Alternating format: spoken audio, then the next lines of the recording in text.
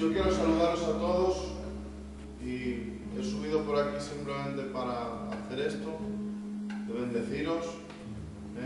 Vengo con el Emilio, he venido de un culto con él y quiero aprovecharle al máximo. Quiero recibir todo lo que Dios ha puesto en él, porque yo sé que hoy él es boca de Dios. Así que esperamos recibir todo. Antes de nada, de darle paso, yo te voy a compartir simplemente algo que en mi corazón, ¿vale? Que yo estaba recibiendo ahí. Amén. A modo personal para mi vida, pero creo que también a ti te puede hacer bien. Y yo le compartí a José que jamás la santidad va a ser una meta para que podamos conquistarla, porque eso nos frustra a todos, eso rompe nuestros planes diariamente. Rompe nuestros planes porque inconsciente o conscientemente hemos enseñado que los que pasamos por aquí tenemos que tener más santidad que los que estamos ahí sentados.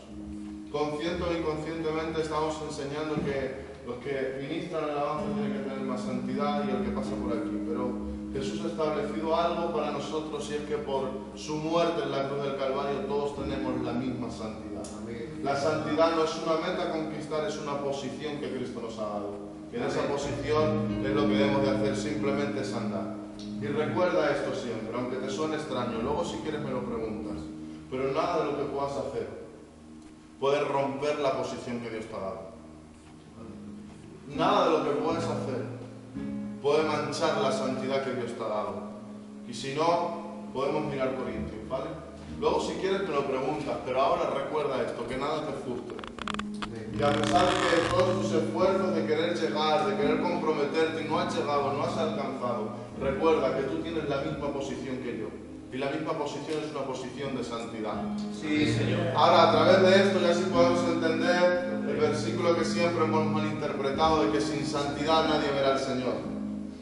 Porque no es por tu santidad, no es por tus méritos, no es por tu esfuerzo, no es por las horas de oración, de ayuno, de compromiso, que está bien, que yo las valoro, las amo esas horas, ¿vale?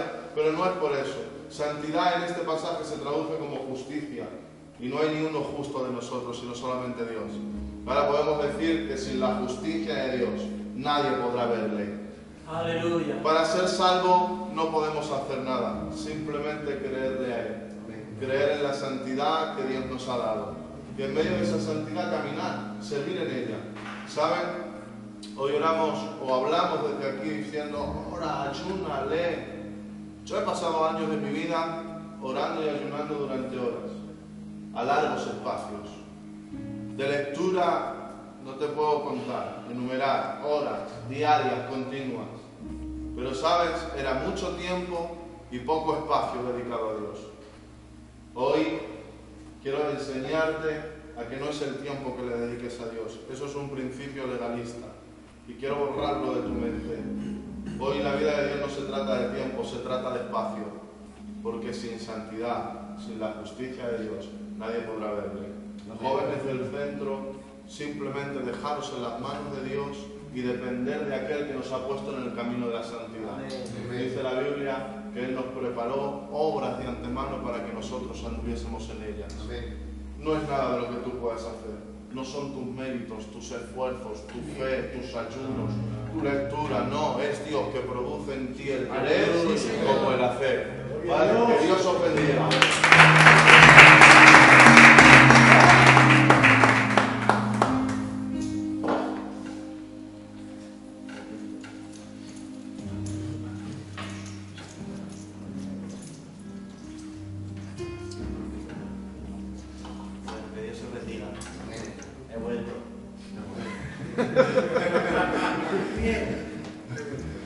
Como las desgracias nunca vienen solas, estuve una vez y he vuelto otra vez.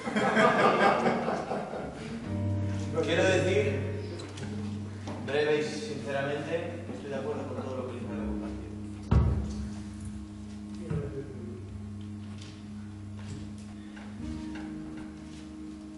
Y no sé cuántos se acuerdan de lo que estuvimos hablando la última vez que estuve aquí con vosotros, los que estuvieron.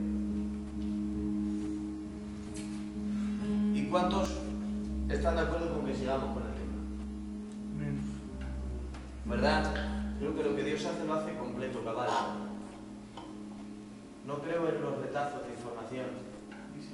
A mitades. Creo que lo que Dios enseña, lo enseña y lo termina.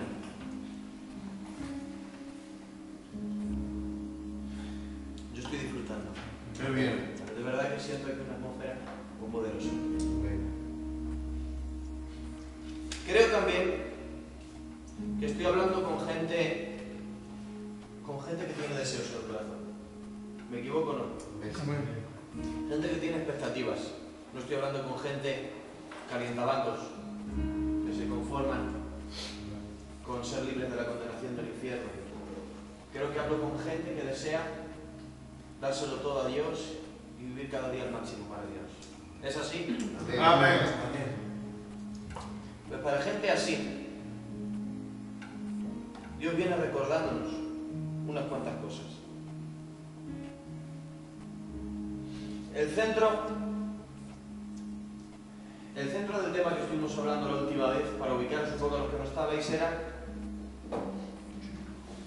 que Dios lleva a cabo sus planes y sus propósitos a pesar de cualquier prueba que venga a tu vida. Que no hay adversidad que pueda acabar con lo que Dios ha determinado contigo. Qué bien. No hay un error tuyo que le pueda hacer a Dios cambiar de pensamiento acerca de ti. No hay nada que ningún enemigo pueda levantar contra ti que pueda disminuir el llamado de Dios para tu vida. Sino que todo eso está sujeto a la soberanía y a la mano del Dios vivo y verdadero, que ha decidido llamarte y escogerte para que veas su gloria cada día. Señor, amén. Que Dios preveía los obstáculos que tú ibas a vivir antes de que los vivieras. Y que sabiendo lo que ibas a vivir te llamó. Te llamó ya contando con la adversidad futura. Pero la palabra que te dio en el pasado sometió a la adversidad que estás viviendo en el presente a no poder hacer contigo nada más de lo que ese llamado le permita. Porque Dios está por encima de los tiempos. Y nosotros vemos el tiempo en forma recta. Nuestro presente está aquí, nuestro pasado allí. Nuestro pasado allí, nuestro futuro allí. Dios ve el tiempo de forma horizontal. Porque Dios lo tiene apuntado en su agenda de principio a fin. El pasado está en la mano izquierda de Dios y el presente en la mano derecha. Aleluya. El futuro está en la mano derecha de Dios.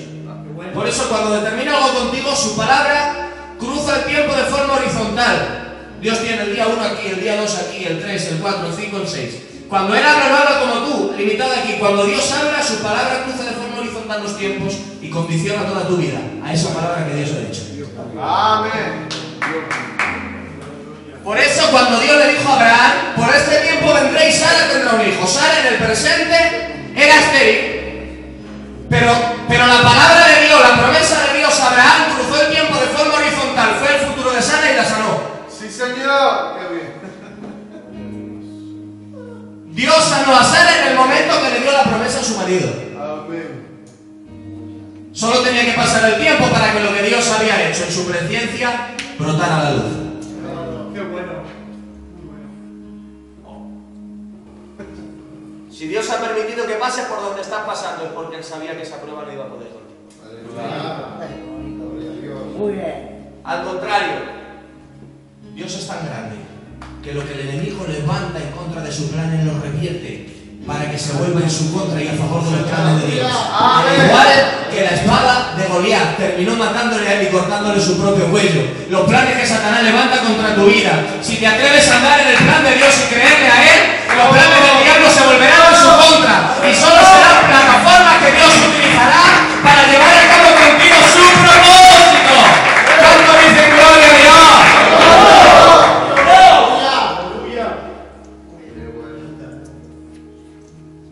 Llegarás a donde Dios te ha dicho. En barco o en ballena, pero llegarás. Jonás no quiso ir en barco y le dice Dios, bueno, vas a llegar en ballena, pero llegó en ballena. El caso es que al final Dios le llevó donde él quería. Ahora el desafío de Dios es que los problemas que vengan sobre tu vida sean pruebas y no solo aflicciones. ¿Por qué? Porque Porque yo mirando digo, Señor, ¿qué significa prueba? La palabra prueba. Me voy al original griego y veo que prueba viene del griego dokimao, que aunque suena a profesor de karate japonés, dokimao, es una palabra griega que significa, es que ya me imagino, ya lo habéis visto ahí con el kimono blanco ahí, ¿verdad? Con los ojos ahí de... En cambio no es un profesor de karate japonés. Es una palabra griega que significa dos cosas: pasado por proceso, puesto en funcionamiento y mostrado como valedero. Qué bien, bueno.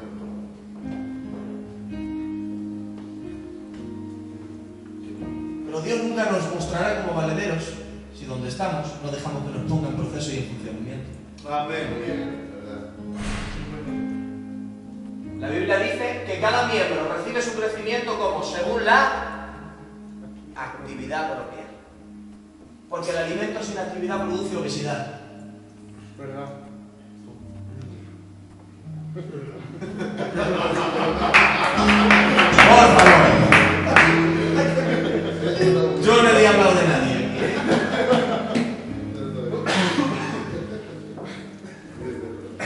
Luego verás. Ahora salta el José y el estrés produce calvicie. Ya me lo estaba viendo venir, pero gracias por no decirlo.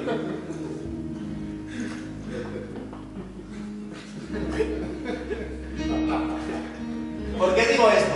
Porque es un principio natural que llevado a lo espiritual también tiene significado. El alimento sin actividad produce sobrantes. Si solo queremos beber y recibir de Dios, pero no ponemos en acción lo que Él ha puesto en nosotros, nuestra vida se llenará de sobras espirituales. Qué bien. Que por no ejercitarse se caducan dentro de mí. Qué bueno. Y cuando el mundo nos mire, dirá, ve una persona que tiene de Dios, que podía ser mucho más de lo que es, porque se ha alimentado mucho de Dios, pero su inactividad, su pasividad, su miedo, su sedentarismo, le ha dejado sin desarrollar todo lo que tiene.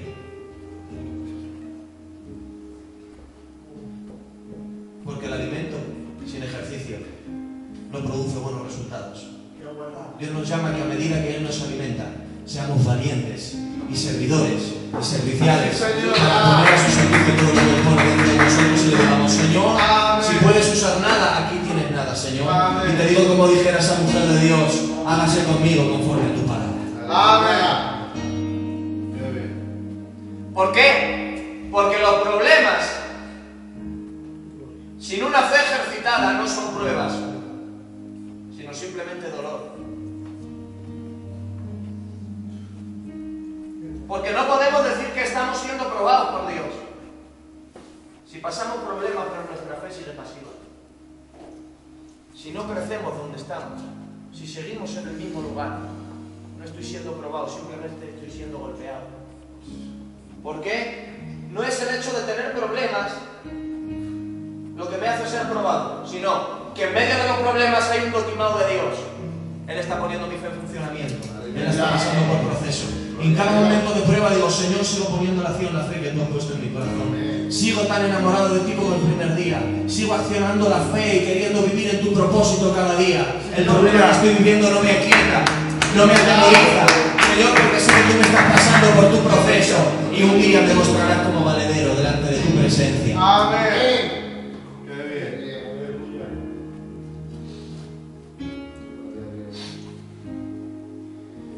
Las lágrimas no purifican el corazón. Los problemas no nos hacen crecer. Porque si no, en África todo el mundo crecería espiritualmente. Porque todos son problemas, escasez y enfermedades. Si las lágrimas purificaran el corazón, en el infierno habría purificación, porque allí será el lloro y el crujir de dientes. Porque el sufrimiento por sí mismo no puede hacer nada en tu vida. Qué bien. No nos escudemos diciendo que Dios nos está tratando, si en medio del problema seguimos en el mismo lugar. Nuestra fe sigue estática y no crecemos y no nos accionamos en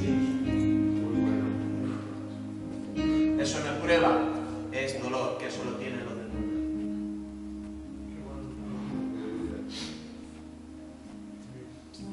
Pero yo doy gloria a Dios porque sé que aquí hay gente que en medio de lo que está viviendo está poniendo su fe en acción. Aleluya. Bendito sea Jesús. ¿Cuántos están disfrutando? Amén. Yo que quiero ir así despacio, creo que Dios está visitando así de esta forma. Amén.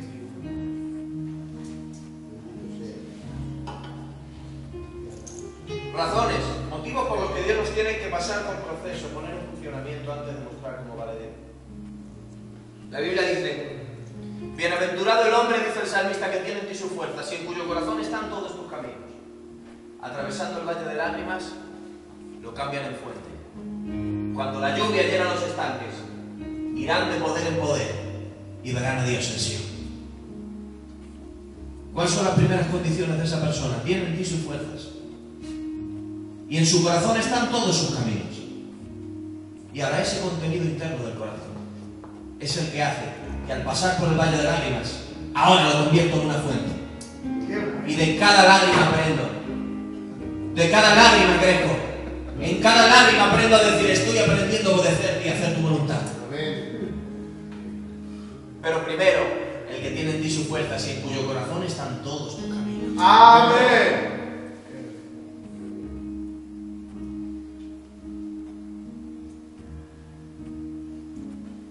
Me puedo sentir libre, ¿verdad? Amén. Él tiene que poner nuestra fe en funcionamiento. Y que donde estamos, obedezcamos a Dios. No esperemos a que pase la prueba para cantar victoria. El hombre y la mujer de Dios que se mantiene en medio de la prueba ya están diciendo: Amén. tu victoria no es que tu prueba desaparezca. Tu victoria es que Dios saque todo el partido de ti que le espera. Muy bien. Eso es victoria en medio de la prueba.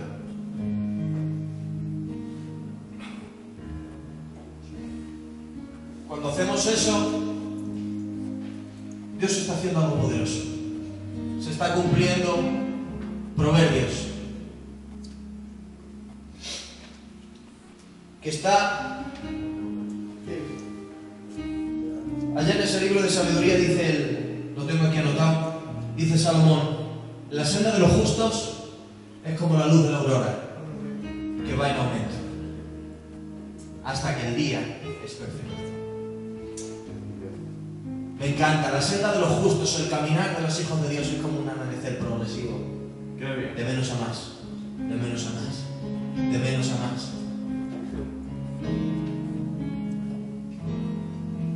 No es una bicicleta estática donde pedaleamos sin avanzar. Es como la luz de la aurora, que a cada paso hay un aumento de Dios. Aleluya. Lo que estás viviendo no es en vano. Hay gente aquí en la que en medio de donde está Dios le está llevando a un aumento. Amén. Un aumento de fe, un aumento de integridad, un aumento de poder. Un aumento interno, invisible para los hombres, invisible como lo fue la concepción del Señor Jesucristo en el vientre de María. Cuando tú mirabas a María, María no se caía, María no hablaba lenguas, María no empezó a danzar ni a decir: tengo algo dentro de mí. María estaba silenciosa, había hecho una corta oración, había tenido un encuentro con Dios, pero silenciosamente, invisiblemente, dentro de ella se estaba gestando nada más y nada menos que el verbo de Dios.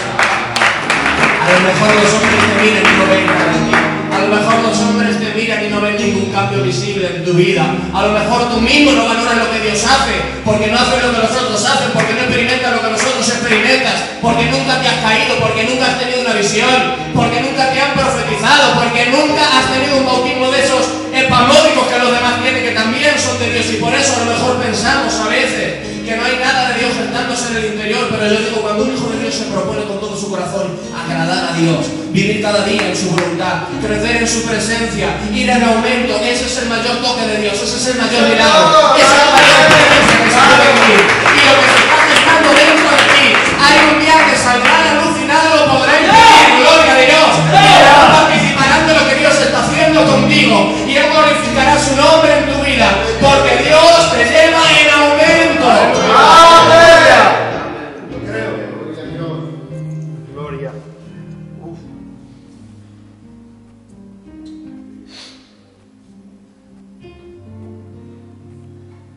¿Por qué nos lleva al aumento?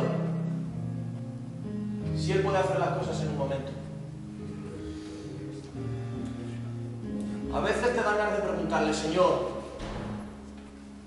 si hiciste el mundo en 6 días, ¿por qué conmigo tardas tantos años?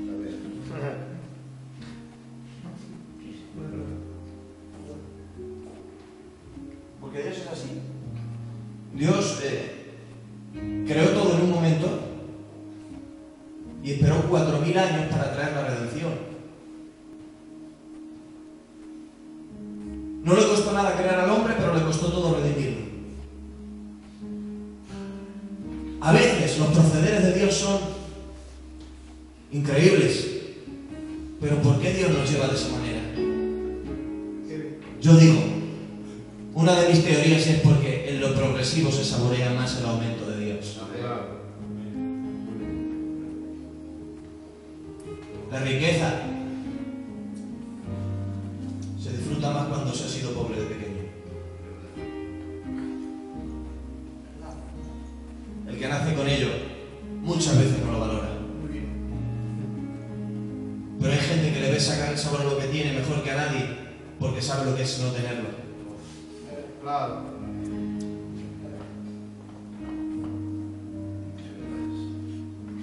Pero a Dios le gusta lo progresivo. Él tiene poder para hacer todas las cosas en un momento. Porque dijimos que para Dios no existen las secuencias. Para Dios no existen los capítulos, ni las etapas. Él tiene todo delante de sus ojos. Para Él ya todas las cosas han ocurrido. ¿Y cómo es posible que el Dios que tiene su izquierda en el pasado y su derecha en el futuro le guste tanto la progresión? Levanta por favor tu mano conmigo y di: para Dios no existen las secuencias, pero para mí sí. Porque Dios es eterno, pero tú eres temporal. La razón por la que Dios hace las cosas de forma progresiva es porque nosotros somos temporales. Y solo podríamos abarcarlo completo cuando nosotros fuésemos completos y eternos. Solo tendríamos el derecho de desafiar al tiempo si estuviésemos por encima del tiempo, pero no lo estamos. Y para Dios no existen las secuencias. Él tiene un punto de vista más alto en el que lo ve todo de una forma más amplia, pero nosotros estamos andando la vida capítulo por capítulo. Pero Dios, si tú lo dejas en el capítulo donde estás, glorificará su nombre en ti. Amén. Dios planea la eternidad, pero desarrolla sus planes en el tiempo. Los planes de Dios están por encima del tiempo, pero el desarrollo de ellos, Él voluntariamente los ha sometido al tiempo. Repito, Él pudo redimirnos en el mismo momento de caer. Él pudo coger a Adán y ya está redimido. Pero por alguna razón, Dios coge a Adán, le viste de pieles de animales como un adelanto de lo que va a hacer, le pone una túnica de animales, y digo una frase del hermano Fernando de Extremadura que me encantó: detrás de cada túnica hay un